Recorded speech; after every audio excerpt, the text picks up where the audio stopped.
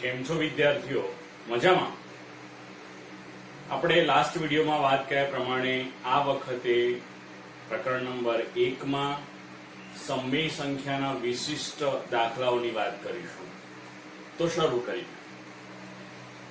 આપણે લાસ્ટ વિડીયોમાં સમય સંખ્યા એટલે કે p છેદમાં q સ્વરૂપમાં હોય તેને આપણે દશાંશ નિરૂપણ કરતા સમજ્યા હતા.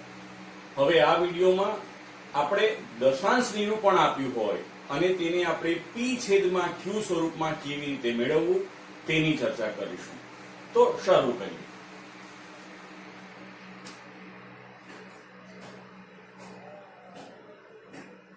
.6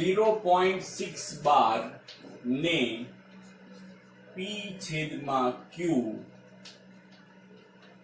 સ્વરૂપમાં દર્શાવવું. હવે સૌપ્રથમ આપણે આનું દશાંશ સ્વરૂપ આપણે x ધારીશું. માટે લખીશું ધારો કે x બરાબર 0.612. હવે આ 12 નો મતલબ શું છે?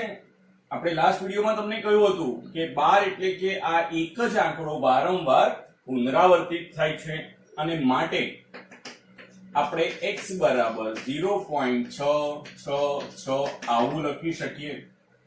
હવે આ સમીકરણને આપણે સમીકરણ 1 એવું નામ આપી દઈશું. હવે નિયમ, જો 12 એટલે કે જે અંકનું પુનરાવર્તન થાય છે એ 1 હોય તો આપણે આ સમીકરણને 10 વડે ગુણીશું. આ અંક 2 અંકો પુનરાવર્તિત થતા હોય તો આપણે આ સમીકરણ 1 ને 100 વડે ગુણીશું. તે જ રીતે જો આ અંકો 3 હોય તો આપણે તેને 1000 વડે ગુણીશું. સામાન્ય રીતે આ 12 ની નીચે જેટલા પણ આંકડા હોય તેટલા શૂન્યો 1 ની પાછળ મૂકીને આપણે સમીકરણ 1 ને ગુણવાનું છે. અહીં આપણી પાસે એક જ આંકડો પુનરાવર્તિત થાય છે માટે આપણે સમીકરણ 1 ને 10 વડે ગુણીશું. માટે નોંધ લખીશું સમીકરણ 1 ને બંને બાજુ 10 વડે ગુણતા. હવે થશે શું? અહીંયા આપણે 10 વડે ગુણીશું. 10 ગુણ્યા x એટલે કે 10x બરાબર. હવે આપણે આને 10 વડે ગુણવા માંગીએ છીએ. હવે તમે સૌ જાણો છો કે દશાંશ ચિહ્નના ગુણાકારમાં જો 10 વડે ગુણવામાં આવે તો દશાંશ ચિહ્ન એક સ્થાન જમણી બાજુ ખસશે. એટલે કે આપણું આ જે દશાંશ ચિહ્ન છે એ કૂદીને આ બે 6 ની વચ્ચે આવી જશે કારણ કે એક જમ્પ લગાવશે અને માટે 10x બરાબર 6.666 આવું થશે. આપણે આને સમીકરણ નંબર 2 આપીશું. હવે આપણે સમીકરણ 1 માંથી સમીકરણ 2 માંથી સમીકરણ 1 ને બાદ કરીશું. તો નોંધ લખીશું કે હવે સમીકરણ 2 માંથી સમીકરણ 1 બાદ કરતા હવે આપણને શું મળશે? તો પહેલા આપણે સમીકરણ 2 લખી નાખીએ છીએ. માટે 10x બરાબર 6.666 ઓછા x બરાબર 0.666. એટલે કે હવે આપણને સામાન્ય સ્વરૂપમાં શું મળશે? તો આ 10x માંથી 1x જશે એટલે આપણને મળશે 9x બરાબર. આ બધા 6 કટ થઈ જશે, છેલ્લે વધશે ખાલી કેટલા 6 દશાંશ ચિહ્નની આગળના અને માટે x બરાબર 6/9. હવે આ બંને સંખ્યાઓ એ 3 ની ગુણિત છે માટે આપણે 3 વડે ભાગી દઈશું એટલે આપણને મળશે 3 દુ 6 અને 3 તરી 9. માટે આપણો ફાઇનલ જવાબ x બરાબર 2/3. તો જ્યારે આપણે આપેલી સમય સંખ્યા 2/3 હોય ત્યારે તેનું દશાંશ નિરૂપણ 0.612 મળશે તેવું કહેવાય. બરોબર છે? બીજો દાખલો લઈએ.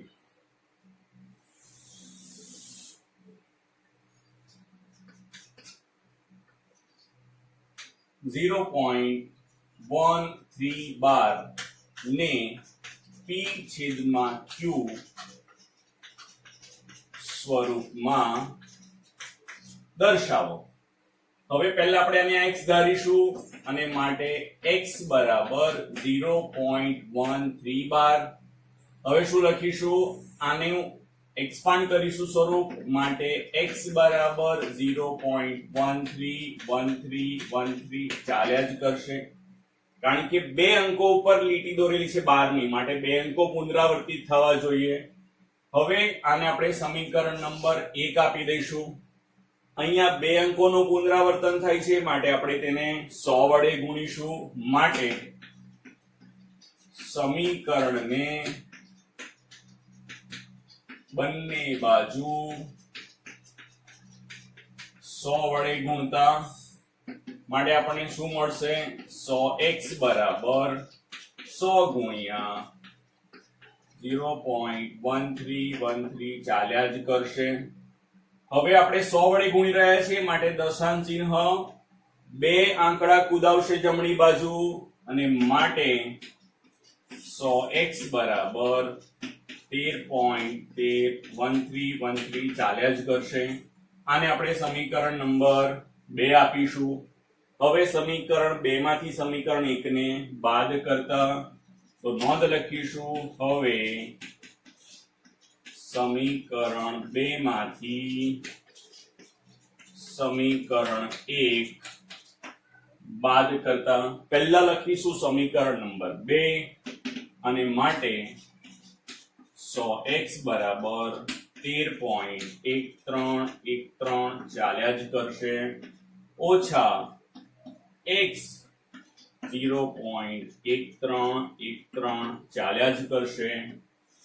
હવે આપણને બાદબાકી શું મળશે? તો 100x માંથી x જશે એટલે 99x રહેશે અને અહીંયા આગળ માત્ર 13 જ રહેશે અને માટે x બરાબર 13/99. આ થઈ ગયું તમારું p છેદમાં q સ્વરૂપ. આમ આપણે આવા દાખલા ખૂબ જ સરળતાથી ગણી શકીએ. આ નોંધી લો. પછી આ જ રીતનો દાખલો થોડો ટ્વિસ્ટિંગ વાળો કેવી રીતે કરીશું તેની વાત કરીશું.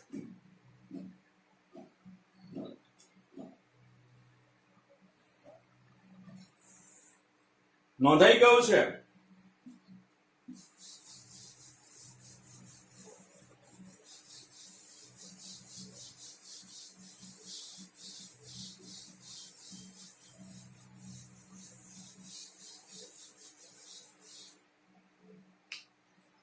ચાલો ત્યારે નવો દાખલો. હવે 2.135 ને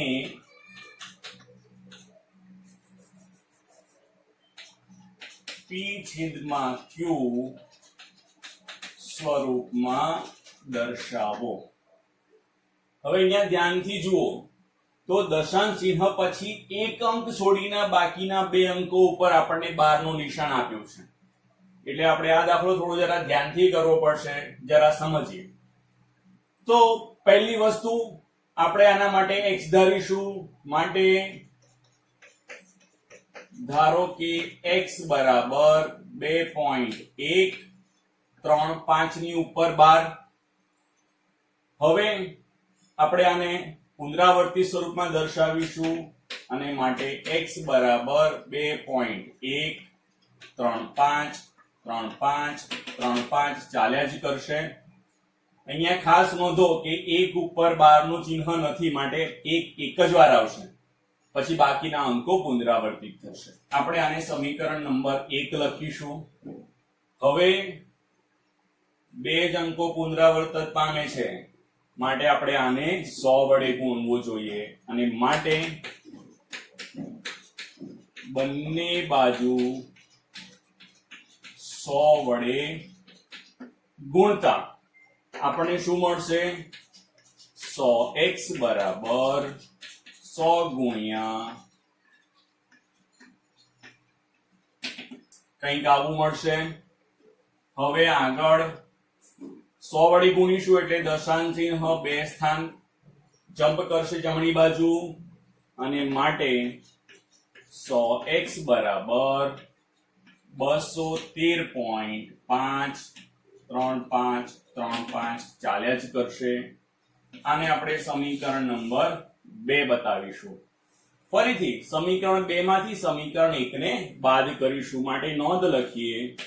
હવે સમીકરણ 2 માંથી સમીકરણ 1 ને બાદ કરતા ચલો લખીએ. માટે 100x બરાબર 213.53535 ચાલ્યા જ કરશે. અને બાદ કરીશું કોને? સમીકરણ 1 ને. હવે તમારે ધ્યાન શું રાખવાનું છે કે દશાંશ ચિહ્નની નીચે જ દશાંશ ચિહ્ન લખાવવું જોઈએ, આગળ પાછળ નહીં. એટલે આપણે અહીંયા પહેલા 2.13535 આવું લખીશું અને કરીશું બાદબાકી. હવે જુઓ 100x માંથી x જશે એટલે 99x રહેશે. અહીંયા જુઓ 213 માંથી 2 જશે એટલે 211, 5 માંથી 1 જશે એટલે 4 અને બાકીના અંકો કટ થઈ જશે. બરાબર છે. અને માટે x બરાબર 211.4 ના છેદમાં 99. હવે જુઓ અહીંયા ઉપર દશાંશ ચિહ્ન છે જે માન્ય નથી, એટલે આપણે આ દશાંશ ચિહ્ન હટાવવું પડશે. અને આ દશાંશ ચિહ્ન હટે એટલે છેદમાં એક સ્થાનના કારણે 10 વડે ગુણાશે. જો અહીંયા 2 સ્થાન આવે તો આપણે 100 વડે ગુણીશું, પણ અહીંયા એક જ સ્થાન છે દશાંશ ચિહ્ન પછી, આપણે નીચે છેદમાં 10 વડે ગુણીશું. માટે આપણને આવું મળશે x બરાબર 2114 ના છેદમાં 99 ગુણ્યા 10 અને તમારો જવાબ હશે 2114 ના છેદમાં 990. હજુ એક વસ્તુ બાકી છે. શું બાકી છે? આનો એકમનો અંક 4 અને આનો એકમનો અંક 0. બેની ચાવી લાગુ પડશે, મતલબ કે બંને સંખ્યાને આપણે 2 વડે ભાગી શકીશું. તો ચલો ભાગી નાખીએ.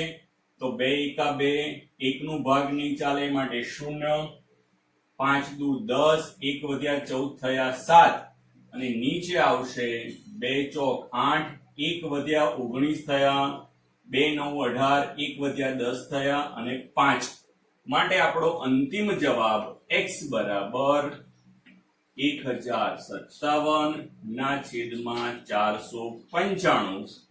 આ થયો તમારો ફાઇનલ જવાબ.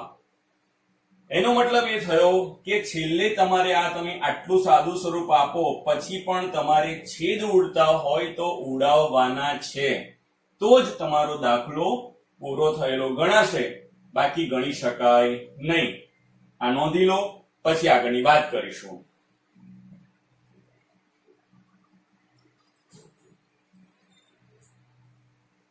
ચાલો ત્યારે હવે આપણે અસમય સંખ્યાઓ વિશે સમજ્યા, ખરું ને? તો આ અસમય સંખ્યાઓના આપણે પ્રકાર વિશે વાત કરીશું અને તેમાંથી થોડાક વિશિષ્ટ ગુણધર્મોનો આપણે અભ્યાસ પણ કરીશું. તો ચલો સમજીએ. તો સૌપ્રથમ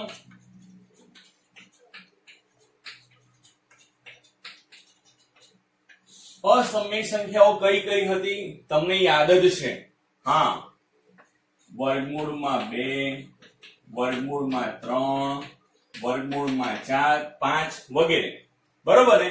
તો આ જે અસમય સંખ્યાઓ છે, આ અસમય સંખ્યાઓમાં આપણે 2 વિશિષ્ટ પ્રકાર પાડી શકીએ છીએ. તો એના પ્રકારની વાત કરીશું. હવે એના પ્રકાર કેવી રીતે પડે છે એની પણ વાત કરીશું. એની પહેલા જરા એક ઉદાહરણ લઈએ અને પછી સમજીએ કે શું થાય છે. તો માની લો કે મારી પાસે વર્ગમૂળમાં 2 અને વર્ગમૂળમાં 8 છે. શું આ બંને સંખ્યાઓમાં કોઈ સમાનતા છે? આમ તો પ્રથમ દ્રષ્ટિએ કોઈ સમાનતા દેખાતી નથી, પણ જો આપણે 8 ને ધ્યાનથી જોઈએ તો આપણે આ 8 ને 2 ના ગુણક તરીકે દર્શાવી શકીએ છીએ. કેવી રીતે જરા જોઈએ. તો વર્ગમૂળમાં 8 ને શું લખી શકાય? 2 ચોક 8 અને આપણે સૌ જાણીએ છીએ કે 4 એ પૂર્ણ વર્ગ સંખ્યા છે, એટલે કે આપણને 4 નું વર્ગમૂળ મળી શકે એમ છે, અને માટે 4 નું વર્ગમૂળ 2 અને વર્ગમૂળમાં ફરી પાછા આવી જશે 2. હવે ધ્યાનથી જુઓ તો અહીંયા વર્ગમૂળમાં 2 છે અને અહીંયા પણ વર્ગમૂળમાં 2 છે. એનો મતલબ એવો થયો કે આ બંને સંખ્યાઓમાં વર્ગમૂળનો ભાગ કેવો છે? એક સરખો છે, બરોબર છે.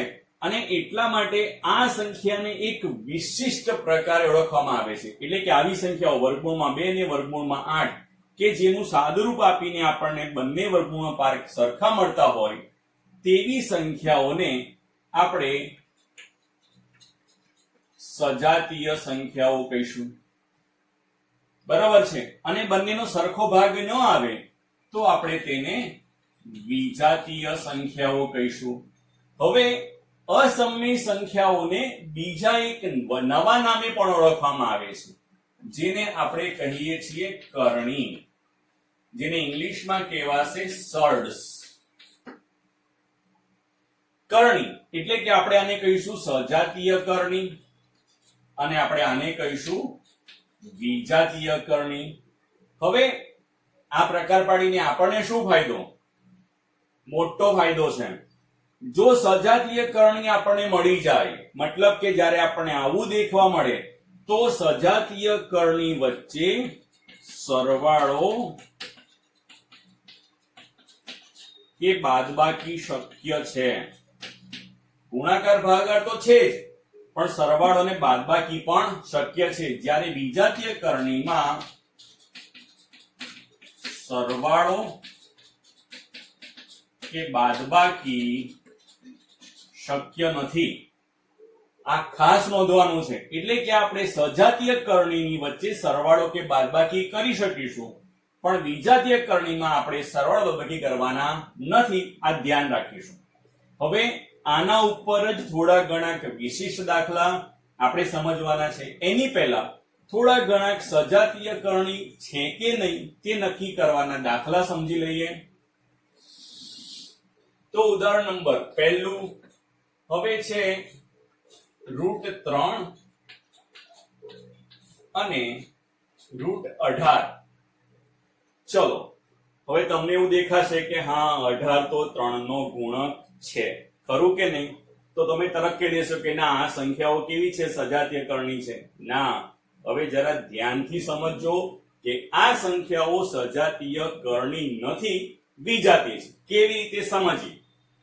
તો √3 તો આપણે એવા ને એવા જ રહેવા દઈશું. હવે √18 ની વાત કરીએ તો √18 માં જો તમે 3 કાઢવા જાઓ તો તમને શું મળશે?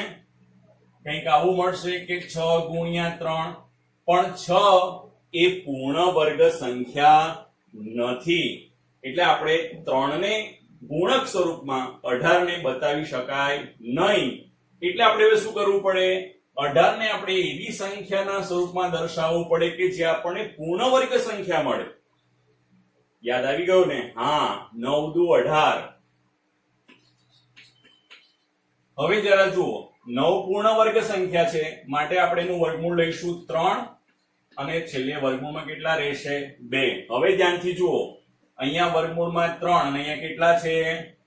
વર્ગમૂળમાં 2, અને બંનેનો વર્ગમૂળનો પાર્ટ સરખો નથી, માટે √3 અને √18 એ સજાતીય કરણી નથી. ખાસ ધ્યાન આપજો. બીજું ઉદાહરણ લઈએ.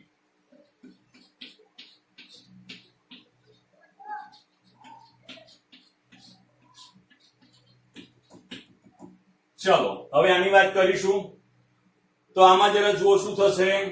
આપણે √125 વિશે વાત કરવું પડશે. હવે √125 ને આપણે 5 ના ગુણક તરીકે દર્શાવીશું તો શું મળશે? હા, 25 પંચા 125, માટે 25 ગુણ્યા 5. હવે આપણે 25 નું વર્ગમૂળ જાણીએ છીએ, કેટલા મળશે? 5 વર્ગમૂળમાં 5, બરોબર ને? હવે જુઓ, બંનેમાં વર્ગમૂળનો પાર્ટ સરખો છે, માટે આ બંને સંખ્યાઓ એટલે કે √125 અને √5 સજાતીય કરણી છે. આ નોંધી લો, પછી આગળ વાત કરીએ.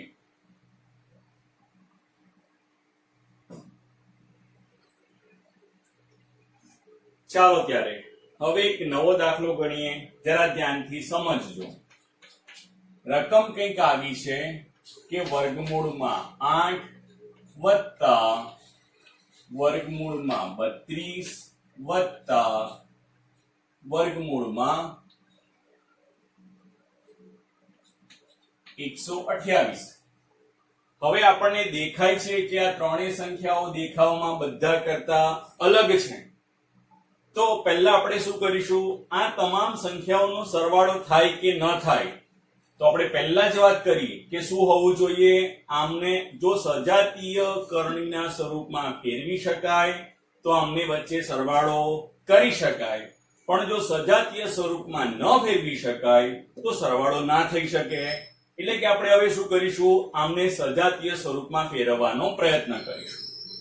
તો સૌપ્રથમ વર્ગમૂળમાં 8 શું મળી શકે, 4 દુ 8. ચલો આગળ વાત કરીએ. વર્ગમૂળમાં 32. હવે 32 એ પૂર્ણ વર્ગ સંખ્યા 16 નો ગુણિત છે, એટલે લખી શકાય 16 ગુણ્યા 2. તે જ રીતે 128 એ 64 નો વર્ગનો 64 નો ગુણિત છે, એટલે માટે આપણે લખીશું 64 ગુણ્યા 2. હવે આગળ 4 નું વર્ગમૂળ 2 મળશે, એટલે કે 2 વર્ગમૂળમાં 2 વત્તા 16 નું વર્ગમૂળ 4 મળશે, એટલે કે 4 વર્ગમૂળમાં 2 અને 64 નું વર્ગમૂળ આપણને મળશે 8, માટે 8 વર્ગમૂળમાં 2. હવે તમે ધ્યાનથી જુઓ તો આ સંખ્યાઓ આપણને પ્રથમ દ્રષ્ટિએ સરખી દેખાતી નહોતી, પણ તેમના વર્ગમૂળના ભાગ કેવા છે, સરખા છે, એટલે કે તમામ સજાતીય કરણીઓ છે અને આપણે તેમની વચ્ચે સરવાળો કરી શકીશું. માટે 2 + 4 6, 6 ને 8 14, માટે આપણને મળશે 14 વર્ગમૂળમાં 2.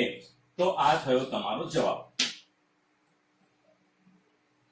ખાસ ધ્યાન આપજો, આવા જ દાખલા પરીક્ષામાં 2 માર્ક્સમાં પૂછાય, એટલે મહેરબાની કરીને આ સજાતીય કરણીનો ભાગ આપણને સારામાં સારો આવડવો જોઈએ, જેથી કરીને આપણે આવા દાખલાનો સરળતાથી જવાબ આપી શકીએ. તમે આટલું નોંધી લો, પછી આગળ વાત કરીએ.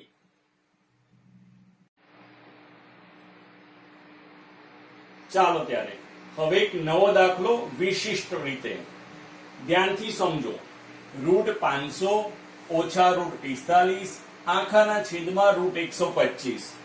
હવે પહેલા તો આપણને પ્રથમ દ્રષ્ટિએ બધી સંખ્યાઓ અલગ અલગ દેખાય છે, એટલે એમાં કંઈ થઈ શકે લાગતું નથી, પણ આપણે એને સજાતીય કરણીના સ્વરૂપમાં ફેરવીએ તો કદાચ કંઈક થાય. ચલો જોઈએ.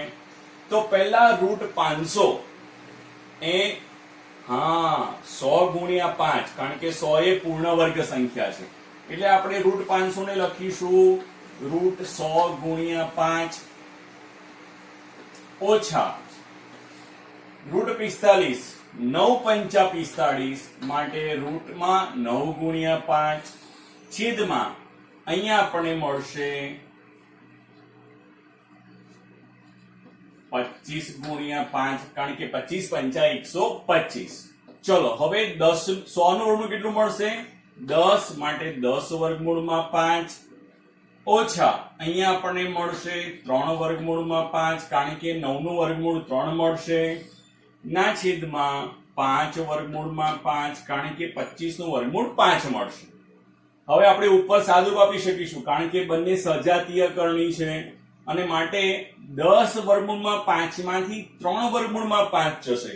ધ્યાન આપજો, વર્ગમૂળમાં 5 કટ થતા નથી, માત્ર આપણે એને એક સ્વરૂપમાં જોવાનું છે, કંઈક x જેવા સ્વરૂપમાં 10x ઓછા 3x, એટલે કે 7x, માટે x ક્યાંય જતા નથી. એવી રીતે આ √5 પણ ક્યાંય જશે નહીં, માટે આપણને મળશે 7 વર્ગમૂળમાં 5 ના છેદમાં 5 વર્ગમૂળમાં 5.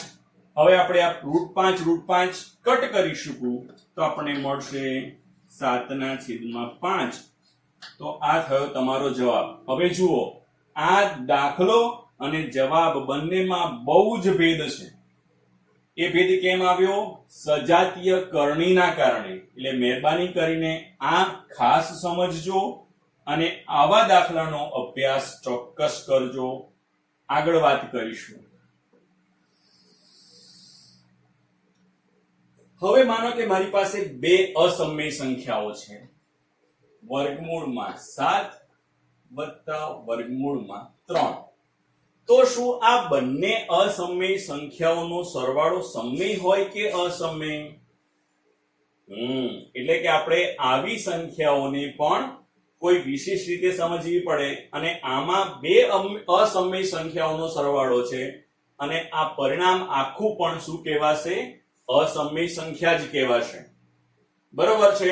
એટલે આપણે આવી અસંખ્ય અસમય સંખ્યાઓનું નિર્માણ કરી શકીશું અને તેને અસમય સંખ્યાના સ્વરૂપમાં સાબિત કરી શકીશું. તેની પહેલા આપણે સાદા સંખ્યાઓ જે સમજ્યા હતા, કઈ?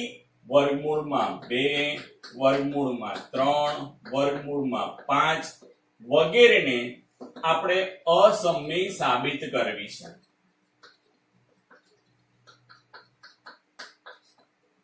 બરોબર છે? તો પહેલા આપણે આ સંખ્યાઓને અસમય સાબિત કરતા શીખીશું અને પછી આવી સંખ્યાઓને પણ આપણે અસમય સાબિત કરતા શીખીશું. બીજું વિદ્યાર્થીઓ ખાસ ધ્યાન આપજો કે આવા દાખલા 10મા ધોરણમાં અવશ્ય પૂછાય છે. અહીંયા આવડશે તો આવતા વર્ષે પણ આવડશે. એટલે આ દાખલાઓને આપણે ખૂબ ધ્યાનથી સમજવાના છે. હવે પછીના જ્યારે વિડીયોમાં આપણે મળીશું ત્યારે આપણે અસમય સંખ્યાઓ સાબિત કરતા શીખીશું અને પછી થોડા પ્રકરણમાં આગળ વધીશું. તમે આટલું નોંધી લેજો અને પછી આના પછીના વિડીયોમાં આપણે આગળની વાત કરીશું. ત્યાં સુધી થેન્ક યુ. આભાર.